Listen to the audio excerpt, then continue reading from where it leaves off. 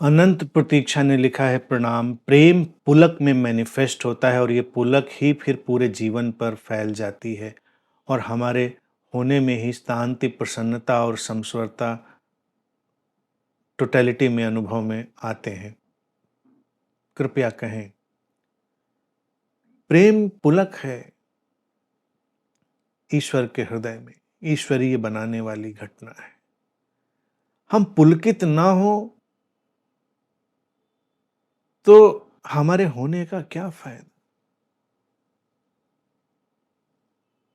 जो कोई व्यक्ति नशा भी करता है वो थोड़ा खा पी कर तरह तरह के पदार्थ पुलकित ही होना चाहता है, पुलक लेना चाहता है।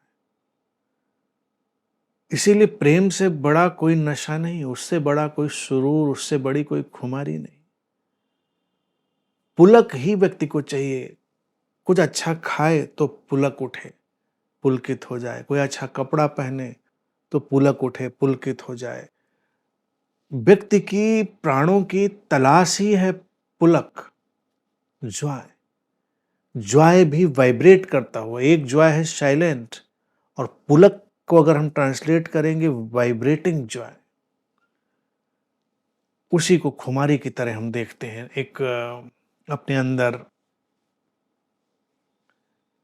रोम रोम में समाये हुए, स्पंदित होते हुए आनंद की तरह देखते हैं। और जब ये पुलक फैलती है हमारे जीवन में तो निश्चित ही फिर प्रेम अकेला रहता नहीं, वो अपने सारे भाई बहनों को भी साथ ले आता है। शांति भी, प्रसन्नता भी, समस्वरता भी। प्रेम का यही तो जादू है कि सब साथ में आते हैं। और अगर कल्पना करो, इसीलिए जो मैंने फार्मूला दिया है सभी अनंत पद के मित्रों को, उसको ध्यान रखें। वो कसौटी है कि आप कहें कि प्रेम तो बहुत है मेरे जीवन में, प्रेम का नाला बह रहा है मेरे जीवन में। नाला इसलिए कहा है क्योंकि नदी होती तो फिर बाकी सारी चीजें भी आ जाती। कहेंगे बड़ा चौड़ा प्रेम का नाला बह रहा है मेरे जीवन में, शांति नहीं और प्रसन्नता तो महसूस किए अरसा हो गया। समस्वरता का तो हाल ही मत पूछिए, सब छिन्न भिन्न हुआ पड़ा है जीवन में। तो फिर देखना पड़ेगा ये काहे का प्रेम है, ये कैसा प्रेम है भी या नहीं। शायद नहीं है, होता तो सब कुछ साथ में धीरे धीरे आ ही गया होता। प्रेम की पुलक जब आएगी तो उस पुलक के साथ ही पीछे शांति थाम लेगी, उसी शांति में प्रसन्नता आविष्टित कर लेगी और सब कुछ एक रिद्म में, एक लय में सब आ जाएगा। पूर्णिमा चौधरी ने लिखा है, आदरणीय प्यारे अनंत श्री जी प्रणाम। ऑथेंटिक होना या स्वधर्म कभी कभी नॉन पोलाइट और नॉन गिविंग लगते हैं, जबकि गिल्ट, फियर या स्ट्रेस नहीं रहता, परंतु प्रेम की कुछ कमी, सोर्स से दूरी लगती है। पूर्णिमा जी, ऑथेंटिक, प्रामाणिक और स्वधर्म का तात्पर्य क्या?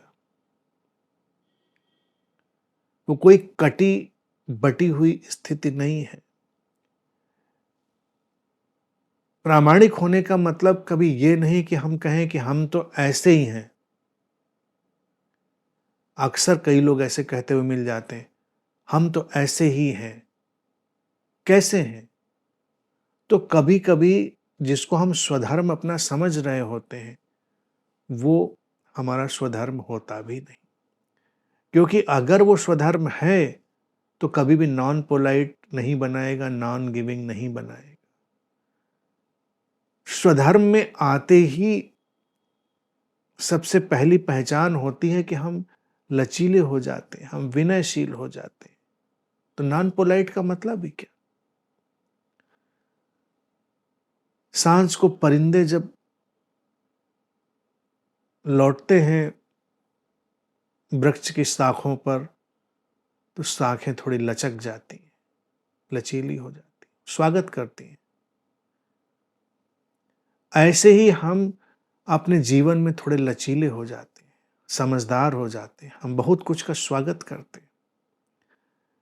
हम अपने स्वधर्म तक पहुंचे तो हम किसी और के स्वधर्म से लड़ नहीं रहे हैं।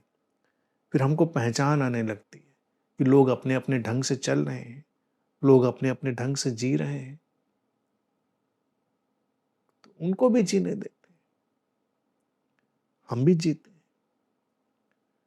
तरलता, प्रामाणिकता अगर हमारे भीतर है तो उसकी पहचान हमेशा तरलता के रूप में होगी। तरलता होगी तो सरलता होगी, लचीलापन होगा। और नॉन गिविंग का तो प्रश्न ही नहीं है। नॉन गिविंग होता ही नहीं। गिविंग का आइडिया अगर किसी के अंदर है तो वो गिविंग में नहीं है। जैसे कई लोगों को लगता है नहीं नहीं सब देना चाहिए, बांटना चाहिए, तो ऐसे समाज सेवी सुबह से निकल पड़ते हैं चींटियों को आटा खिलाने, मछलियों को दाना खिलाने, कौवों को बिस्किट खिलाने, कुत्तों को सैंडविच खिलाने। वो सुबह से निकल लेते हैं, बड़ा भारी काम है। उनको लगता है कि नहीं, गिविंग होना चाहिए और बांटते चलना चाहिए। तो कई जगह तो ये लोग आटा डाल डाल के पेड़ खराब कर देते हैं। कोई पेड़ है जहाँ पर आप आटा डाल रहे हैं, चींटियाँ खा रही हैं, चींटियाँ पेड़ भी खा जाती हैं, तो पेड़ का जीवन नष्ट हो गया। और कई कॉलोनीज में तो शहरों में हाल है, कुत्तों को इतना ब्रेड सैंडविच लोग खिला देते हैं कि फिर गली से निकलने वालों का दूभर कर देते हैं जीना कुत्ते। गिविंग लोग ऐसे समझते हैं, लेकिन एक गिविंग है दिए जैसा, कि दिया जहां भी रहेगा रोशनी करेगा। दिए जैसा हो गया जीवन। हम सोचते भी नहीं क्या देना है क्या लेना है, हम सोचते भी नहीं क्या लेना है देना है, लेकिन हमसे दिया जा रहा है। बहती नदी हमेशा गिविंग है, लेकिन वो आपको पकड़कर आपको पानी पिलाने नहीं आती। आप नदी के किनारे प्यास से मर जाइए तो मर जाइए, नदी उठकर पानी मुंह में नहीं डालेगी। झुककर तो आपको ही पीना होगा। तो हमको तो ऐसे ही बहती नदियों और बहती हवाओं की तरह हो जाना है। जब हम ऑथेंटिक होते हैं तो हम ऐसे हो जाते हैं।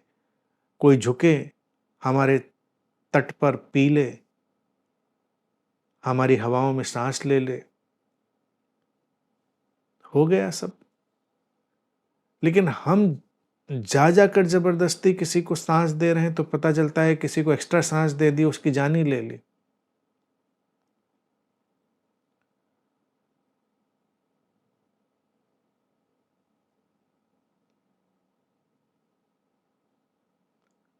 यकीन मानो जब प्रेम होगा तो न कोई कमी होगी न सोर्स से दूरी होगी।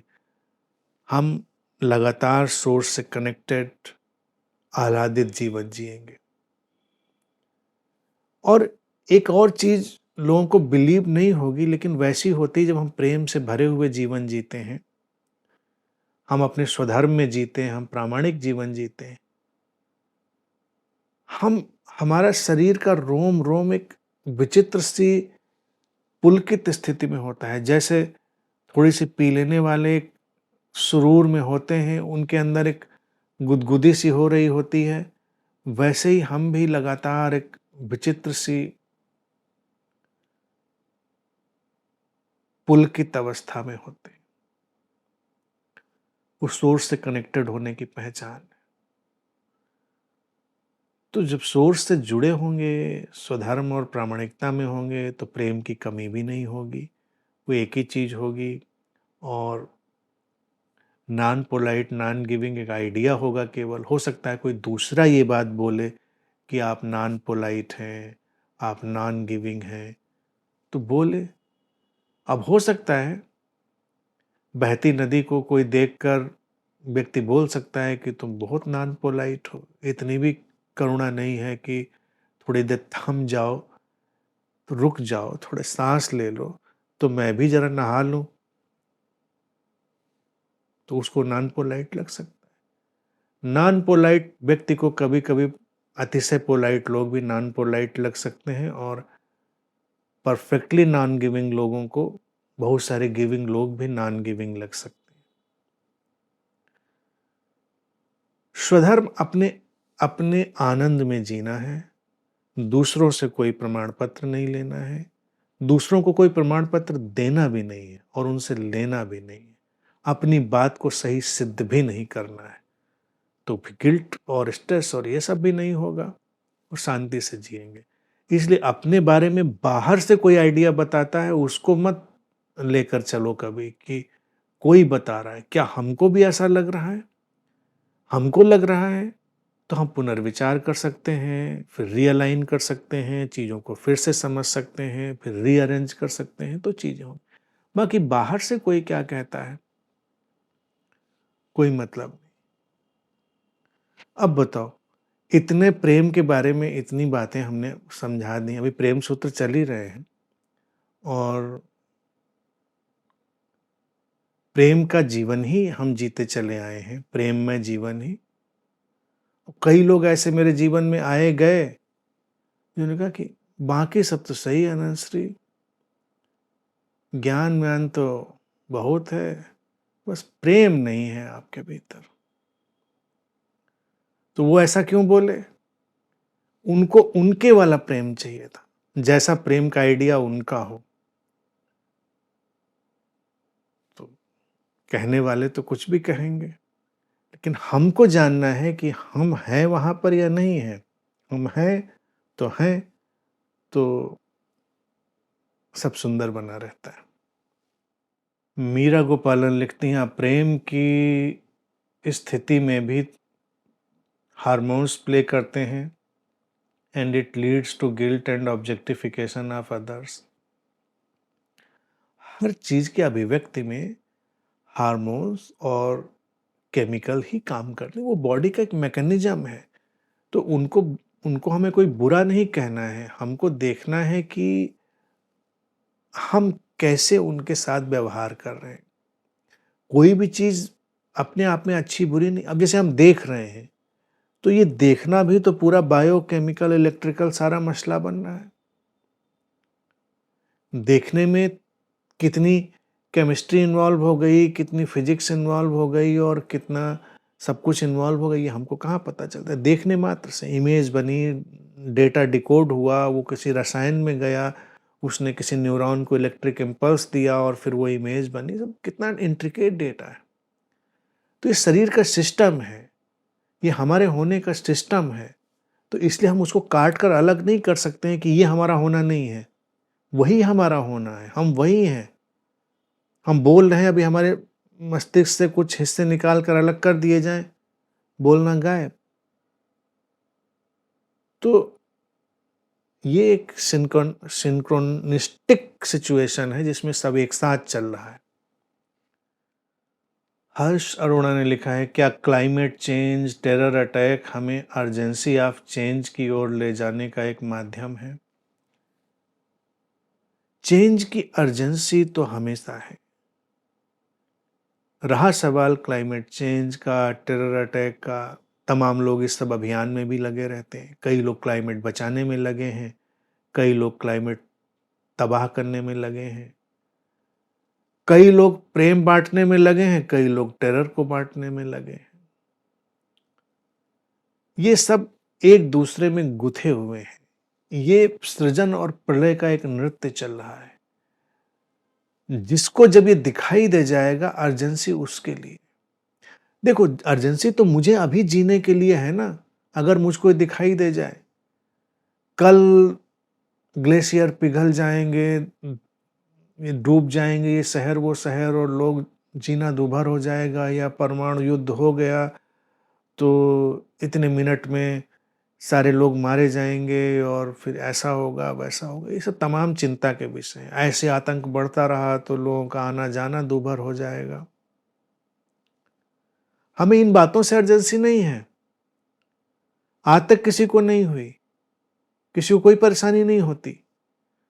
हमको अर्जेंसी तो अभी इस क्षण को देख लेने में होती है कि हमारे पास छोटा सा जीवन है, हम इस जीवन में क्या कर रहे हैं। हम इस जीवन को अगर इस छोटे से लम्हे को पहचान लेते हैं तो हमारे लिए अर्जेंसी हो जाती है। ये सब इंडिविजुअल अर्जेंसी है, क्योंकि ये देखकर किसी को अर्जेंसी का भाव आया तो क्या आया।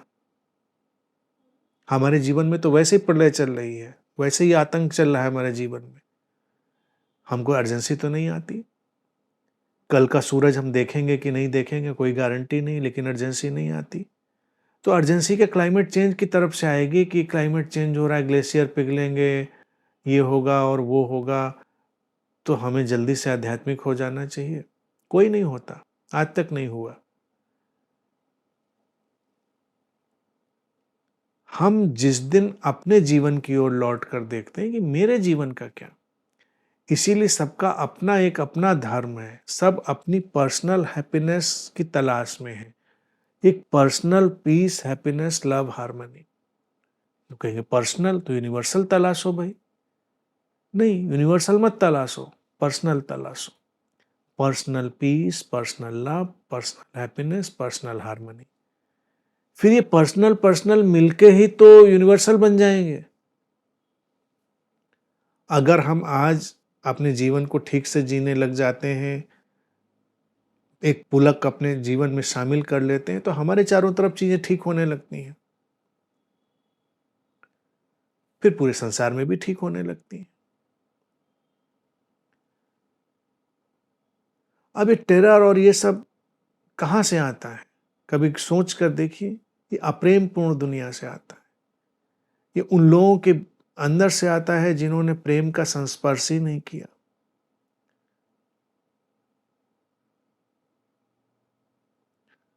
अंगुलीमाल जब बुद्ध से मिला, घटना है, रोचक है, किस्से कहानी होते हैं लेकिन रोचक है। तो उसको उंगलियों की माला बना के पहनता था लोगों को मारकर, इसीलिए उसको अंगुलीमाल कहते थे। बुद्ध जंगल से गुजरे, उसने देखा बुद्ध को, उसको लगा कि अब शिकार आ गया और आखिरी माला बन जाएगी। लेकिन उसने बुद्ध की वो प्रशांति, क्योंकि लोग तो डर के भागते थे, चीखते थे, पत्थर मारने की कोशिश करते थे उसको। एक ऐसा व्यक्ति जो जलते हुए दिए जैसी आंखों से चला आ रहा है और उसी प्रेम से उसको देखता है, पूछता है कोई तकलीफ है? कहते तकलीफ तो कोई नहीं है, बस गर्दन काट के तुम्हारी उंगली काट के माला पहननी है। बुद्ध ने कहा बिल्कुल अच्छी बात है, पहन लो भाई। बुद्ध ने उससे पूछा कि फिर मरने वाले की आखिरी इच्छा तो पूरी करी जाती है, तो मेरी आखिरी इच्छा पूरी नहीं करोगे? हाँ बिल्कुल, क्या आखिरी इच्छा है? बुद्ध ने कहा कि ये जो सामने जिंदा हरा लहलहाता पेड़ दिख रहा है, इसकी एक डाल काट कर मुझे दो। अंगुलीमाल ने फरसा उठाया, खट से काटी, बुद्ध के हाथ में पकड़ा दी। बुद्ध ने कहा बस यही आखिरी इच्छा है मेरी कि इसको वापस वहीं जोड़ दो। मैंने पागल हुए हो? कटी हुई डाल कहीं जुड़ती है? तो बुद्ध ने कहा यही तो मैं तुझसे कहने आया हूं, काटना तो सीख लिया तो उसने जोड़ना तो नहीं सीखा। अगर जोड़ना ही न सीख सके तो क्या सीखा? तोड़ना तो बहुत आसान है। तो उन्होंने कहा कि अंगुलीमाल, तो क्या वो चीज सीखना नहीं चाहेगा जो कोई नहीं कर सकता? ना ऐसा क्या है? उन्होंने कहा तोड़ तो और काट तो सबको ही सकता है। उन्होंने कहा मैं जोड़ना सिखाता हूं। अंगुलीमाल ने बुद्ध की आंखों में देखा,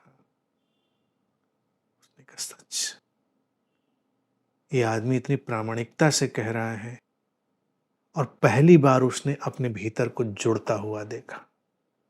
पहली बार उसके दिल के टूटे टुकड़े को जुड़ते हुए लगे, तो यकीन भी आया कि जोड़ना जानता है आदमी। बुद्ध ने कहा आओ। उसने वहीं अपना फरसा फेंका, सब फेंका, उनके पीछे चल दिया। और कहते हैं कि वो बस उनके थोड़े से ही सानिध्य में अरहत्व को उपलब्ध हुआ। तो जीवन में यही चीज है कि अर्जेंसी दिख जाना। अंगुलीमाल को अपनी अर्जेंसी दिख गई, वो अरहत्व को उपलब्ध हो गया। हमको दिखे अपनी तो बात है, बाकी किसी को एक क्लाइमेट चेंज वगैरह से नहीं दिखती। किसी को प्रेम और ये सब चीजें दिखनी है तो कई बार लोगों को लगता है अच्छा ये प्रेम और ये अहिंसा का हम प्रचार करते हैं, हिंसा को रोकते हैं। कहाँ रुकती है हिंसा? कहाँ रुकती है इंसान। कई लोगों को कई लोग बेकार के अभियान में लगा देते हैं, वो बकरियां बचाने मुर्गियां बचाने घूम रहे हैं, बकरी को गले लगाए बैठे हैं। हमने 4 बकरियों को गले लगाया और कोई आया, वो 40 बकरियों को निपटा के चला गया। बकरियों को गले लगाने, मुर्गियों को गले लगाने से अच्छा अपने को गले लगाइए। अर्जेंसी मेरी है, बकरियों की नहीं है, मुर्गियों की नहीं है। अर्जेंसी मेरी है कि मेरा जीवन खत्म हुआ जा रहा है। मेरा जीवन कल होगा कि नहीं होगा मुझे नहीं पता, कोई गारंटी नहीं। तो उसको जीना है। और जब ये धीरे धीरे बढ़ेगा तो ये आतंक भी, आतंकवाद भी कम होगा। लोगों के जीवन में प्रेम आए तो आतंक भी जाएगा। ये आतंक भी कई बार कलेक्टिव टेरर से निकलता है। लोगों के दिमाग में टेररिज्म भरा पड़ा है, उसकी कलेक्टिव मैनिफेस्टेशन किसी बॉडी माइंड में हो जाती है। कभी इसको देखें, ये भी तो संभव है। अगर मेजॉरिटी में लोगों के अंदर प्रेम भरा हुआ तो कलेक्टिव प्रेम की अभिव्यक्ति हो जाए लोगों के भीतर से। लेकिन अभी तो हर कोई अपने दिमाग की जांच पड़ताल करे, मार डालो, काट डालो, फूंक दो, जला दो, गोली मार दो, यही सबके दिमाग में चल रहा है। किसी से गुस्सा हुए, नाराज हुए, कर नहीं पाते हैं वो एक अलग बात, कर नहीं पाते हैं, सोचने में तो सब वही सोच रहे हैं। तो ऐसी सोचों का नतीजा तो समाज में ऐसे आता ही रहेगा। बाकी ग्लेशियर अपनी फिक्र कर लेंगे, हमको अपनी फिक्र करनी। दीपिका देश पांडे लिखती हैं, प्रणाम। जब एक स्त्री को मातृत्व घटता है तब रोम रोम प्रेम से पुलकित होता है। उसका हृदय ईश्वरीय, पूजनीय, नमनीय हो जाता है। प्रेम का दिव्य और शुद्ध झरना बहने लगता है। क्या ये प्रेम निर्वाण के प्रेम से मिलता जुलता है? दीपिका जी, सही पहचाना है। अगर मातृत्व सही ढंग से घट जाए और मातृत्व की पुलक को अच्छे से महसूस कर लिया जाए तो वही निर्वाण का प्रेम है, उसी में निर्वाण है। इसीलिए तो मैं हमेशा कहता आया हूँ, स्त्रियों के लिए बुद्धत्व और निर्वाण बहुत आसान है। बस थोड़ी समझदारी ले आए, थोड़ी चीज़ों को सचेतनता में ले आए तो उनके लिए बहुत आसान है। अब ये मातृत्व का अनुभव, दो शरीरों के एकत्व का अनुभव, दो धड़कनों के एक साथ धड़कने का अनुभव, ये पुरुष तो बेचारा ले नहीं पाता आसानी से, इसलिए उसको ज़्यादा पापड़ बेलने पड़ते हैं। स्त्री को एक उपहार मिला है कि कम से कम इस चीज को अनुभव कर पाती है। भाई वो संतान उसके शरीर में ही पल रही है, उसके साथ उसका गहनतम संबंध बना हुआ है, एक लय बन गई है, तो हार्मनी को अनुभव करना भी उसके लिए कितना आसान है।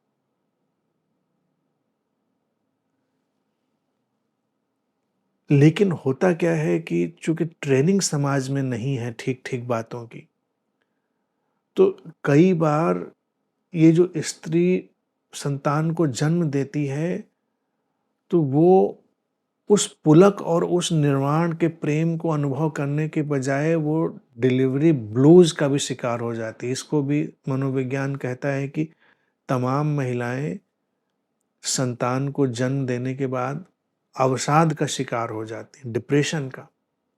और संख्या बड़ी है, कोई कम नहीं है, क्योंकि कोई समझाने और बताने वाला नहीं होता है कि क्या है क्या नहीं है और क्या होना चाहिए क्या नहीं होना चाहिए। ट्रेनिंग नहीं। और उसमें क्या है, जो उनको पॉजिटिवनेस की ट्रेनिंग मिल गई है समाज से, उनको हर चीज पर पकड़ बनाने की ट्रेनिंग मिल गई है, तो जब वो संतान उनके गर्भ में है तो उनको लग रहा है कुछ मिला है, और जब संतान ने उनके शरीर को छोड़ दिया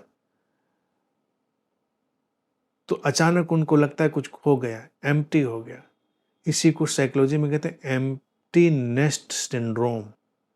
अब ये एम्प्टी नेस्ट सिंड्रोम एक तो जन्म के समय आता है और एक तब आता है जब बच्चे सब अपने काम और व्यवस्था में लगकर घर छोड़कर जा चुके होते हैं। Empty nest syndrome. घोंसला खाली हो गया, पंछी उड़ गया, खालीपन है, जीवन की अर्थवत्ता चली गई और अब वहां पर वो डिप्रेशन भी पकड़ सकता है।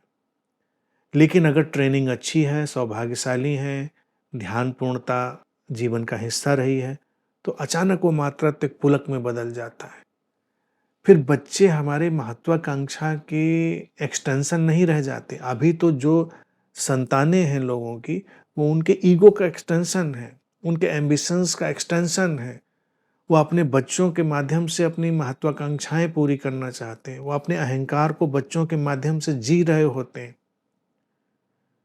तो वहाँ पर पीड़ा और तकलीफ अलग किस्म की आती है। वो निर्माण न बनकर संसार बन जाता है, संसार की किच-किच बन जाती है। और अगर इसको मेडिटेटिवली देख लिया गया तो सारी बातें घट जाती। इसीलिए भारत में हमने माँ शब्द को अतिशय सम्मान दिया, अतिशय पूर्णता दी। हमने परिकल्पना ही करी मातृशक्ति की एक परिपूर्ण चेतना के रूप में। तो ये सब है, लेकिन इसके साथ सचेतनता लेकर चली जाए, क्योंकि वहाँ पर वो वननेस, हार्मनी, ये सब बड़े आसानी से अनुभव कर ली गई। अभिषेक लिखते हैं, प्रणाम प्रभु। सूत्र के अनुसार प्रेम सृजनात्मकता है जिससे कि ये संसार का मूल कारण भी लगता है। यदि ये सही है तो शंकराचार्य के सपने की अवधारणा से ये कहीं ज़्यादा प्रीतिकर है। कुछ कहें। हाँ, तो प्रीतिकर है ना शंकराचार्य की अवधारणा से, क्योंकि इस अवधारणा को तो बिना शंकराचार्य के समझाए लोग जी रहे हैं, प्रेम की अवधारणा को। और संसार सपना है, शंकराचार्य के समझाने के बाद भी कोई नहीं जी रहा है। तो किसी दर्शन की सफलता किस बात में है कि उसको जिया जाए। किसी दर्शन की सफलता इस बात पे तो नहीं है कि कोई 2-4 पंडित कभी उठकर प्रवचन दे दें, उस पर विमर्श कर लें, किताबें छाप दें, गोष्ठियाँ कर लें, सम्मेलन कर लें, आयोजन कर लें, या कोई चतुर चालाक हों तो आश्रम बना लें और ट्रस्ट बना लें। किसी भी दर्शन की सफलता ही तब है जब लोग उसको जी रहे हों। प्रेम के दर्शन की सफलता यही है कि लोग उसको जी रहे हैं और उसके माध्यम से जो समझा जा सकता है समझ रहे हैं। गिर रहे हैं, उठ रहे हैं, गिर गिर कर चलना सीख रहे हैं, उड़ना सीख रहे हैं। इस प्रेम की ताकत है। प्रेम ही एकमात्र वो ताकत है जो सपने और यथार्थ में भेद करना सिखाती है। संसार स्वप्नवत है, इसका एहसास ही प्रेम में होता है, बिना प्रेम के नहीं होता। जब कोई प्रेम में भरता है तो वो देखता है, अरे जीवन तो ये है और अभी तक जो मैं जी रहा था वो तो एक सपना था, और सपना ही नहीं था, एक दुःस्वप्न था। इस दुःस्वप्न से जागकर अब हम जीने आ गए, इस स्वप्न से बाहर के जगत में, यथार्थ में। इसीलिए प्रेम हमेशा प्रैक्टिकल है, पूरी तरह व्यवहारिक है, क्योंकि उसका जो जिया गया प्रभाव है उसको हम जी पाते हैं, अनुभव कर पाते हैं। संसार सपने जैसा है, ये केवल कई लोग दोहराते रह जाते हैं, उनको एहसास नहीं होता सपने का, और फिर सपने को बहुत कस के पकड़ लेते हैं। सपने में अपनी हर चीज को कस के पकड़े हुए महात्माओं की पकड़ देखो, जिनका संसार सपना हो गया है। ढूंढने जाओ, ऐसा सपना हो गया है कि कई बार लगेगा काश ऐसा सपना हमको भी जीने को मिल जाता। तमाम लोगों को यही लगता है। प्रेमियों का संसार सपना हो गया है कि वो जीवन की विपरीतताओं, विषमताओं में जी सकते हैं। वो परवाह नहीं करते तमाम चीजों की, वो परवाह नहीं करते अनुसरण की।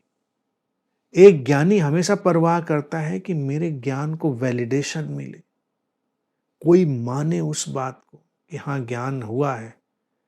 प्रेम में जो गया वो कभी वैलिडेशन की परवाह नहीं करता कि कोई दूसरा आकर उनके प्रेम पर मोहर लगाए कि हाँ भाई तुमको प्रेम हुआ है। प्रेम स्वतः प्रमाणित है, स्वतः सिद्ध है। प्रेम संसार के सपने को विदीर्ण कर देता है, तो पार कर देता है, तार तार कर देता है और एक यथार्थ जगत का निर्माण करता है। वो सृजनात्मकता है। प्रेम के बिना आज तक कोई सृजनात्मकता हुई ही नहीं। और फिर ये मत सोचें कि प्रेमी गीत ही गाते हैं, गज़लें गाते हैं और प्रेमी गिटार बजाते हैं और प्रेमी कुछ ऐसे ही उजबक काम करते हैं। प्रेमी ही दवाइयाँ भी बनाते हैं, गैजेट्स भी बनाते हैं, प्रेमी ही रॉकेट भी बनाते हैं। वो प्रेम का संस्पर्शी है जो ये बता रहा है। दूर कहीं हमको जाना है, उसके लिए क्या हो सकता है इस दूर की यात्रा में? तो किसी वैज्ञानिक के हृदय में वो प्रेम धड़कता है तो नई तकनीकें खोज ली जाती हैं। प्रेम के अलग अलग धड़कने के ढंग हैं, उनके अलग अलग उपाय हैं, वो अलग अलग ढंगों से धड़कते हैं, इसीलिए वो प्रीतिकर है। अनंत देवीना लिखती हैं, प्रणाम अनंत श्री। जहाँ भी माइंड यूज करने वाली सिचुएशन आती है, लाइक स्टडी, ऑफिस वर्क और someday today work, stress create होने लगता है जिसकी वजह से बॉडी भी रिएक्ट करती है। अब तक ये समझ में नहीं आ रहा था, इसलिए कुछ समय से चीज़ों को पोस्टपोन कर रही थी। क्रोध तनाव को छुपा देता था। Please guide. शांति से चलो, समझते चलो। और देखो, अपने क्रोध से भी थोड़ा प्यार करो और अपने तनाव से भी थोड़ा प्यार करो। वो भी तुम्हारे ही हिस्से हैं। थोड़े बिगड़े हुए बच्चे हैं लेकिन ठीक है, तो धीरे धीरे फिर सब सेटल्ड हो जाएगा। फिर कभी ये स्थिति आ जाएगी कि आप प्यार से क्रोध करना सीख जाएंगे और प्यार से तनाव में जाना सीख जाएंगे। तनाव तो है लेकिन बड़ा लविंग है, इंटॉक्सिकेटिंग है। ऐसा तनाव भी हो सकता है। बाकी जितनी बातें समझ रही हो उनको इम्प्लीमेंट करो, उनको साथ लेकर चलो, उनके साथ जीना सीखो, ऐसे चलती रहो। धीरे धीरे इस समझ और इस चलने से रास्ते बनेंगे, बन रहे हैं। बने हुए रास्तों के प्रति ग्रेटिट्यूड रखो, वो ग्रेटिट्यूड फिर और आगे रास्ते खोलेगा। अमृत नारायण ने लिखा है कि प्रणाम अनंत श्री। बीइंग का प्रेम और पीस महसूस क्यों नहीं होते? क्यों हम इस सीमित बॉडी माइंड में रहते हैं? देखिए, बीइंग एक टोटलिटी है, बीइंग समग्रता है। शरीर और मन को निंदित हमें कभी नहीं करना है कि सीमित शरीर मन में रहते हैं, इस तुच्छ शरीर मन में रहते हैं, इस मल मूत्र के थैले में रहते हैं। तो पता नहीं बाकी लोग किस इत्र और उसके थैले में रहते हैं। प्रकृति ने ऐसे ही बनाया, लेकिन महात्माओं ने इतना निंदित कर दिया है सीमित शरीर मन, तुच्छ शरीर मन वगैरह वगैरह। तो ये स्थिति बड़ी घातक हो जाती है। जब हम अपने शरीर के साथ भी प्रेम पूर्ण होते हैं और शरीर के साथ प्रेम पूर्ण होकर चलते हैं, तो जो मैनिफेस्ट होता है, जो सामने निकल कर आता है, वही तो बीइंग होती है। बीइंग के प्रति हम अलग से किसी प्रेम में नहीं जाते, समझे? बीइंग टोटलिटी है, समग्रता है। पहले हम अपने शरीर और मन के एक जोड़ को अनुभव करते हैं और शरीर मन के इस जोड़ के प्रति जो हमारा प्रेम और हमारी संवेदनशीलता और हमारी सचेतनता है, वही हमारी बीइंग को, हमारे होने को, हमारे गहरे तलों को उभार देती है। ये एक संयुक्त प्रक्रिया है, एक ये ज्वाइंट एक्शन है।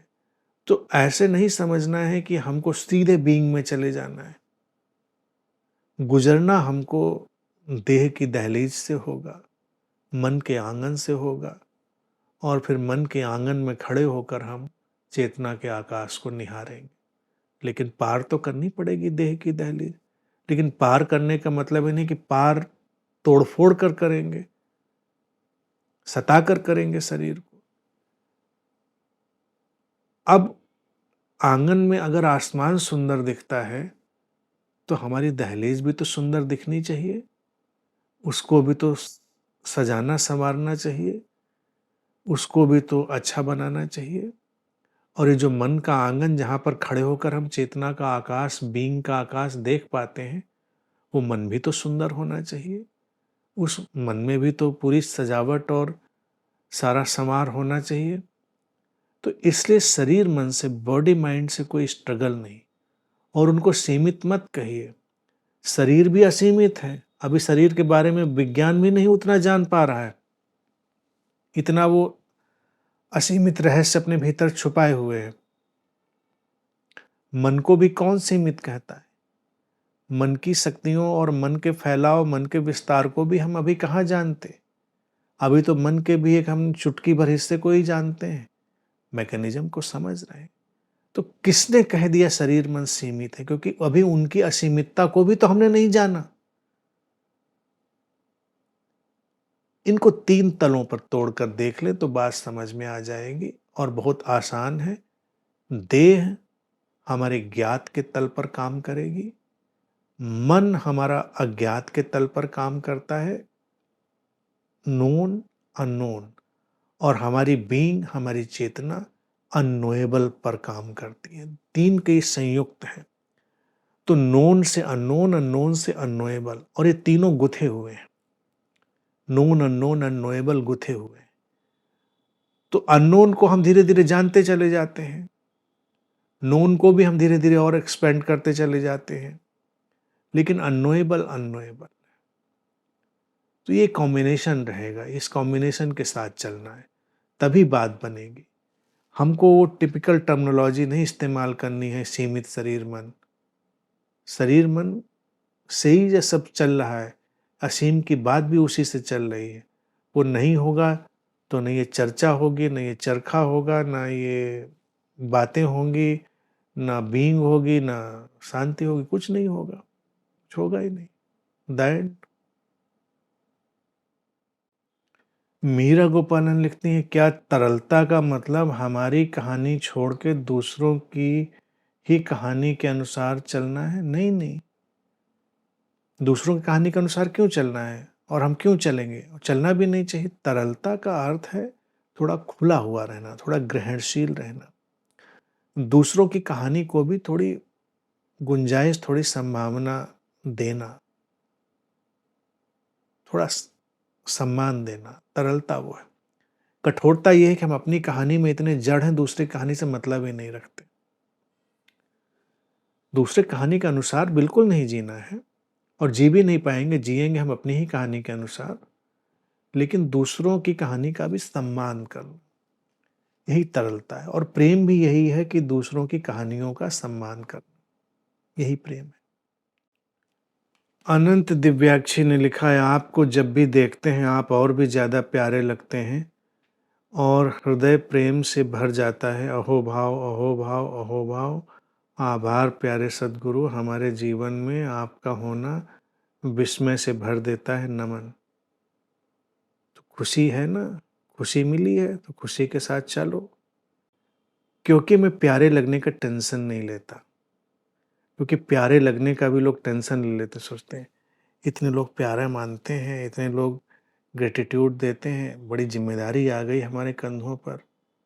मैं ज्ञानी होने का भी टेंशन नहीं लेता, प्यारे होने का भी टेंशन नहीं लेता। मेरा तो महामंत्र जानती ही हो, हु केयर्स। आसमान भी नहीं लेता, फूल भी नहीं लेते टेंशन प्यारे होने का, कोई नहीं लेता, इसीलिए वो प्यारे हैं। जीवित होना और जीवन से संवाद करना, ये सबसे खूबसूरत बात है। तो उस खूबसूरती में चलो। रवि तोमर जी लिखते हैं, प्रणाम गुरुदेव, आज कल कुछ समझ नहीं आ रहा है। आर्थिक तंगी व स्वास्थ्य समस्याओं ने घेरा हुआ है। क्या कुछ नया करूं समझ नहीं आ रहा है। प्रेम में चले जा रहा हूं, नकारात्मक विचार और भय भी अपना काम कर रहे हैं। प्रेम में जो हो पा रहा है सो हो रहा है। रवि जी, आपका हृदय बहुत सुंदर है, आपकी समझ भी निखरती रही है निरंतर, तो अस्तित्व सहयोग करेगा। आप अपने प्रेम से चलते रहिए, क्योंकि जो आपने प्रेम से चलने की बात कही है, प्रेम से जो हो रहा है सो हो रहा है, वो सब संवारेगा धीरे-धीरे। परेशान मत होइए, सब चीज़ें धीरे-धीरे सँभलेंगी। ठीक है?